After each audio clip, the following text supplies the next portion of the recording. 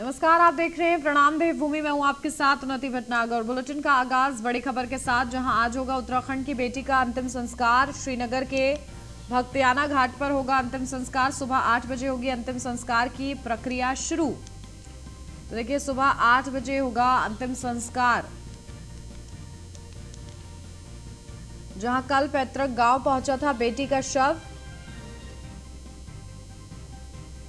आज होगा उत्तराखंड की बेटी का अंतिम संस्कार। पोस्टमार्टम के बाद परिजनों को सौंपा गया था शव, और देखिए आज अंतिम संस्कार किया जाएगा। 8 बजे बताया जा रहा है कि अंतिम संस्कार की प्रक्रिया शुरू हो जाएगी और करीब 10 बजे तक अंतिम संस्कार कर दिया जाएगा अंकिता का। तो देखिए, पूरा जो मामला है बेहद ही ज्यादा हाई प्रोफाइल रहा, और इस पूरे मामले में एक तरफ जहां जांच हो रही है, आगे कोई भी बेटी इस तरीके से शिकार ना हो, ये सुनिश्चित करने के लिए खुद मुख्यमंत्री सीएम धामी लगातार निर्देश दे रहे हैं। और इसी बीच देखिए आज अंतिम संस्कार भी किया जाएगा। और सीधा अपडेट लेते हैं, हमारे विशेष संवाददाता सुदीप जैन हमारे साथ जुड़ गए हैं। सुदीप, क्या जानकारी? देखिए, आज उत्तराखंड की बेटी को अंतिम विदाई दी जानी है, उसका अंतिम संस्कार होना है।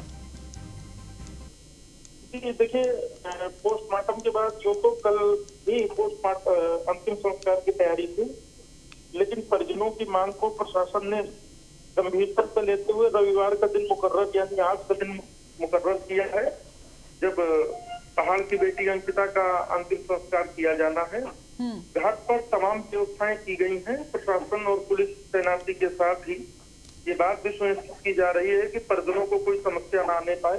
हालांकि वो बहुत ज्यादा गमजदा है, पीड़ा बहुत ज्यादा है, पर अंतिम संस्कार जो हिंदू रीति रिवाज से होते हैं उसको सकुशल संपन्न कराया जाए, इसके लिए प्रशासन चिंतित है, क्योंकि खुद मुख्यमंत्री पुष्कर सिंह धामी पल पल पर निगाह बनाए हुए हैं और लगातार निर्देश अफसरों को दे रहे हैं।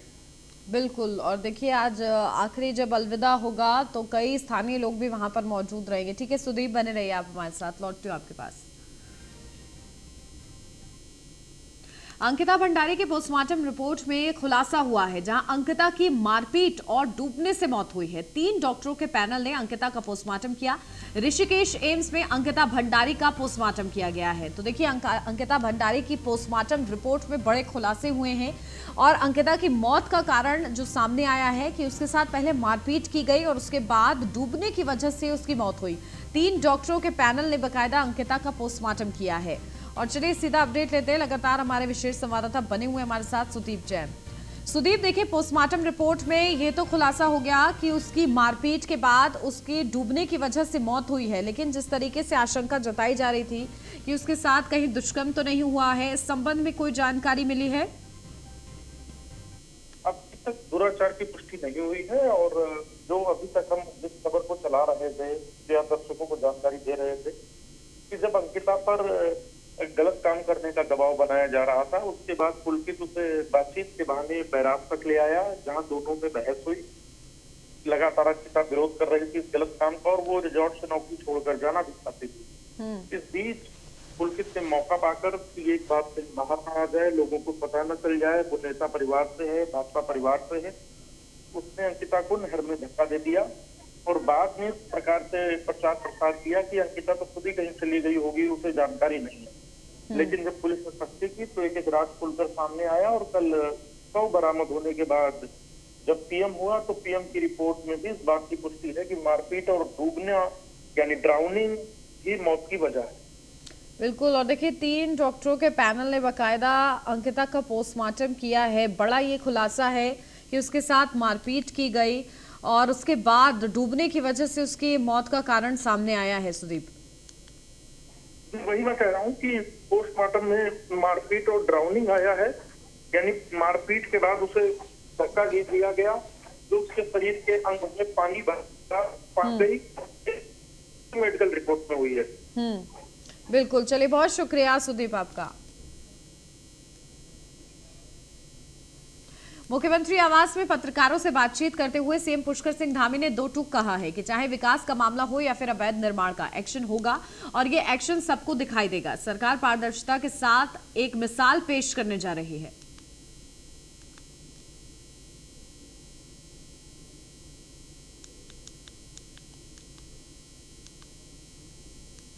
तो देखिए, अवैध निर्माण पर सीएम पुष्कर सिंह धामी का बड़ा ऐलान सामने आया है कि सरकार एक बड़ी मिसाल पेश करने जा रही है और अवैध निर्माण पर इसी तरीके से एक्शन होता रहेगा।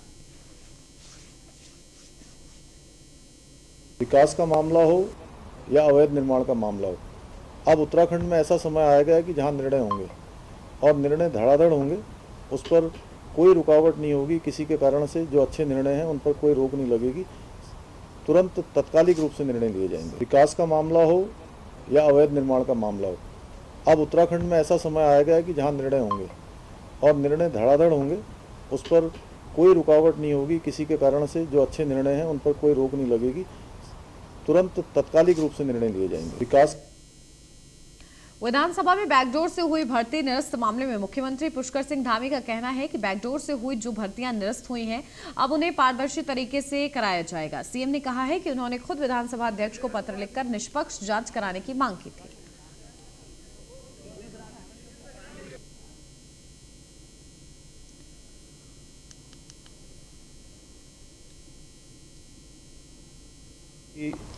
भर्तियों के बारे में बातें उतनी शुरू हुई कि इसमें पारदर्शिता नहीं अपनाई गई है, जो नियम है उसके विरुद्ध नियुक्तियां की गई हैं।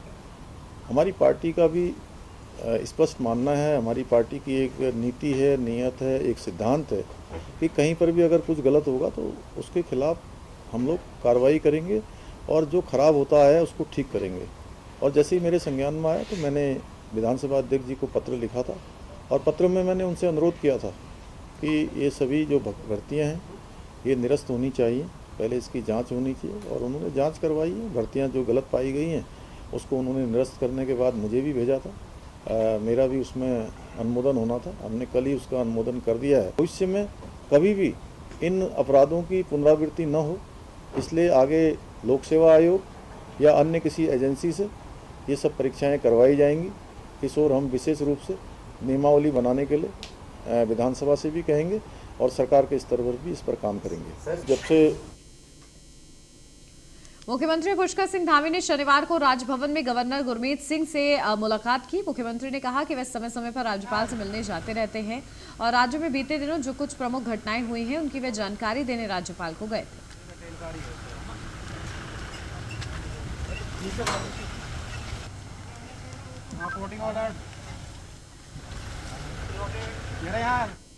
राज्यपाल जी से अक्सर मिलने जाता हूं, क्योंकि 2-3 घटनाएं यहाँ पर हुई हैं।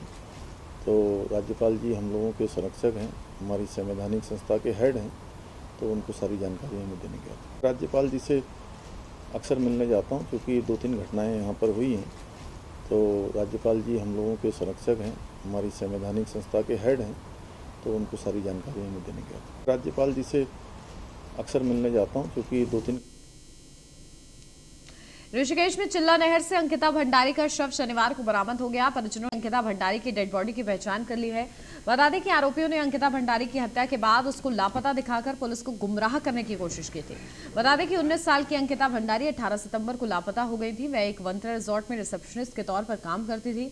पुलिस ने अंकिता हत्याकांड में रिजॉर्ट मालिक पुलकित आर्या समेत 3 आरोपियों को गिरफ्तार कर लिया है। अंकिता भंडारी का शव बरामद होने के बाद सीएम पुष्कर सिंह धामी ने ऐलान किया है कि इस पूरे मामले की जांच आईजीपी रेणुका देवी के नेतृत्व में एसआईटी करेगी और दोषियों को कड़ी सजा दिलवाई जाएगी। मुख्यमंत्री ने कहा है कि आरोपियों की गैर कानूनी रूप से बने रिजॉर्ट पर बुलडोजर द्वारा कार्रवाई भी शुक्रवार देर रात की गई है।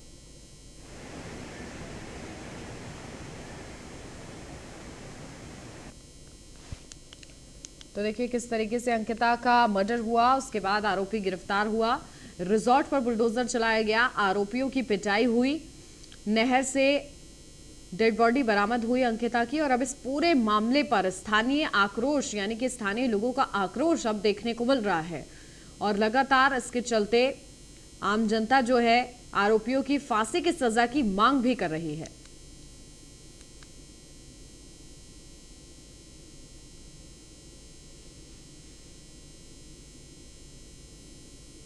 तो देखिए पूरा ये मामले में अभी तक क्या हुआ है वो बताते हैं। 28 अगस्त को जॉब पर लगी थी अंकिता। 18 अगस्त को आरोपियों के साथ ऋषिकेश गई थी और 18 सितंबर को नहर में धक्का देकर उनकी हत्या कर दी गई।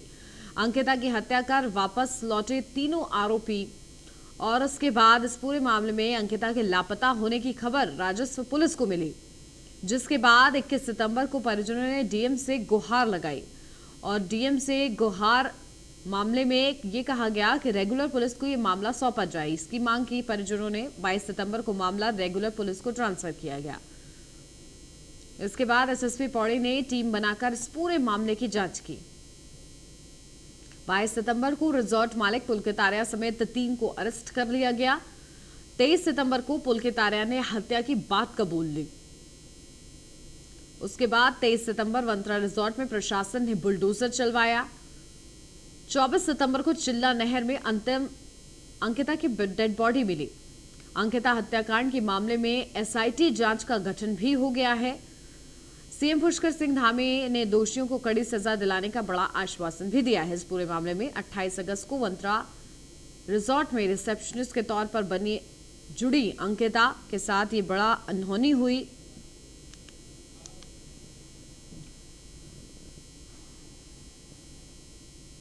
मुख्यमंत्री पुष्कर सिंह धामी ने अंकिता हत्याकांड पर मीडिया से खुलकर बातचीत की है। मुख्यमंत्री ने कहा है कि घटना संज्ञान में आने के बाद से ही सरकार ने तो रिपोर्ट पर कार्रवाई करते हुए एक बड़ा संदेश दिया है। मुख्यमंत्री पुष्कर सिंह धामी का कहना है कि मामले में जल्द से जल्द आरोपियों को सजा मिले, इसके लिए सरकार फास्ट ट्रैक कोर्ट में जाने से कोई गुरेज नहीं करेगी। कोई भी आरोपी बख्शा नहीं जाएगा।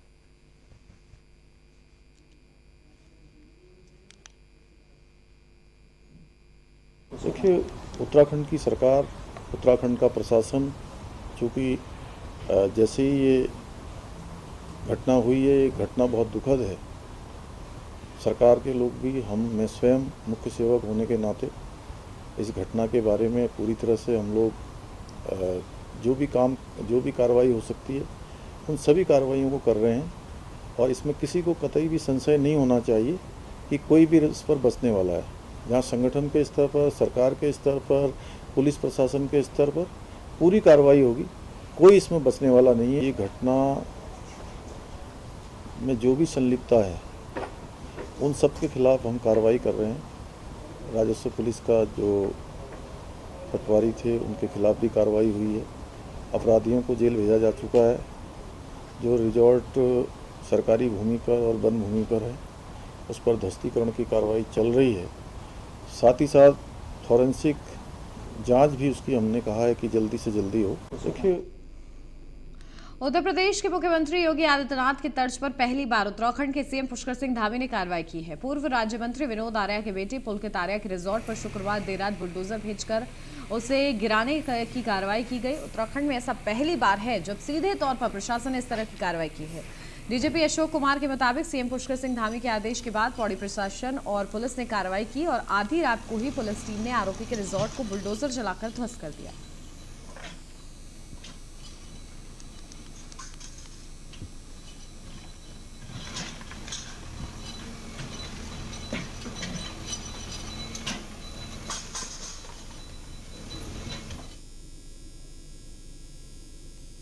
वहीं सीएम धामी के आदेश पर नैनीताल जिला प्रशासन ने भी बड़ी कार्रवाई की। जिलाधिकारी धीरज गबराल के निर्देश पर नैनीताल मुक्तेश्वर इलाके में बने 5 रिजॉर्ट सील कर दिए गए हैं। धाना चुली नैनीताल में 5 गेस्ट हाउस रिजॉर्ट सील किए गए हैं।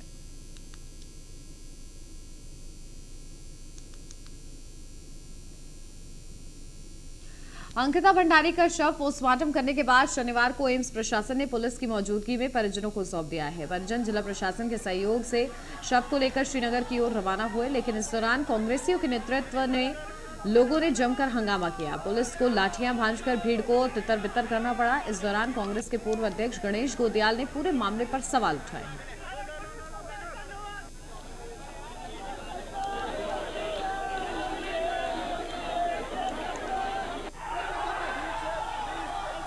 ये बहुत ही दुर्भाग्यपूर्ण घटना है। जिस परिवार ने बेटी खोई है वो तो दुखी है ही, लेकिन पूरा उत्तराखंड इस घटना से आहत है। मैं सबसे पहले तो शासन प्रशासन का ये रवैया कि 5 दिन तक गुमशुदगी की रिपोर्ट दर्ज न हो पाए, ये बहुत ही चौंकाने वाली बात है, संदेहास्पद बात है। और उसके बाद अब जो तमाम सबूत मिटाए जा रहे हैं शासन प्रशासन के द्वारा, ये और गंभीर बात है।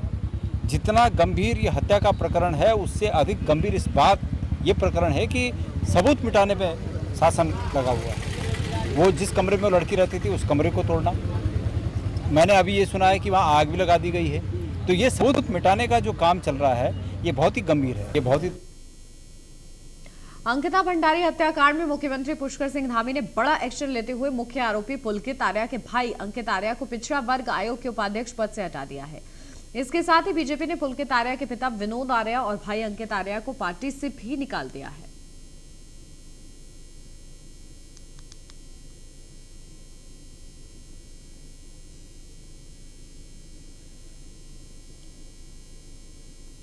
अंकिता भंडारी की हत्या से पूरा उत्तराखंड सुलग गया है। अंकिता भंडारी के हत्यारों के खिलाफ लोगों का गुस्सा बढ़ता ही जा रहा है। शुक्रवार को ग्रामीणों ने अंकिता भंडारी के हत्या आरोपी और बीजेपी नेता विनोद आर्या के बेटे पुलकित आर्या के रिजॉर्ट वंद्रा में तोड़फोड़ की थी और शनिवार को भी लोगों का गुस्सा शांत नहीं हुआ, जहां स्थानीय लोगों ने रिजॉर्ट के पीछे बनी पुलकित आर्या की फैक्ट्री में आग लगा दी। शुक्रवार को जब पुलिस ने आरोपियों को गिरफ्तार किया तो उस समय भी लोगों ने उनके साथ मारपीट की थी। पुलिस ने बड़ी मुश्किल से तीनों आरोपियों को बचाया था।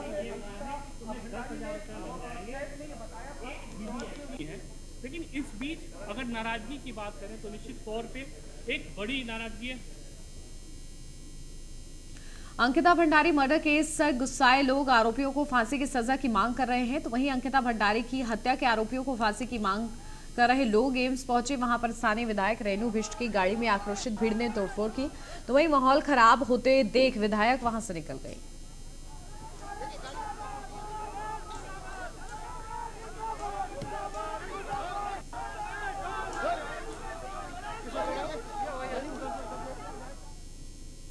अंकिता भंडारी हत्याकांड पर उत्तराखंड के स्पीकर ऋतु खंडूड़ी ने गहरा शोक व्यक्त किया है। स्पीकर ने कहा है कि मानवता को शर्मसार करने वाली ये घटना हृदय विदारक है। ऐसे में इस केस में फास्ट ट्रैकिंग कार्रवाई होगी। विधानसभा अध्यक्ष ने कहा है कि प्रदेश सरकार और वह खुद बेटी के परिवार वालों के साथ हैं। दोषियों को सजा देकर न्याय जरूर मिलेगा। स्पीकर ने राजस्व पुलिस की व्यवस्थाओं को समाप्त कर सामान्य पुलिस थाना चौकी स्थापित करने के लिए मुख्यमंत्री पुष्कर सिंह धामी को पत्र लिखा है। साथ ही इस विषय पर शीघ्र आदेश जारी करने का आग्रह भी किया है।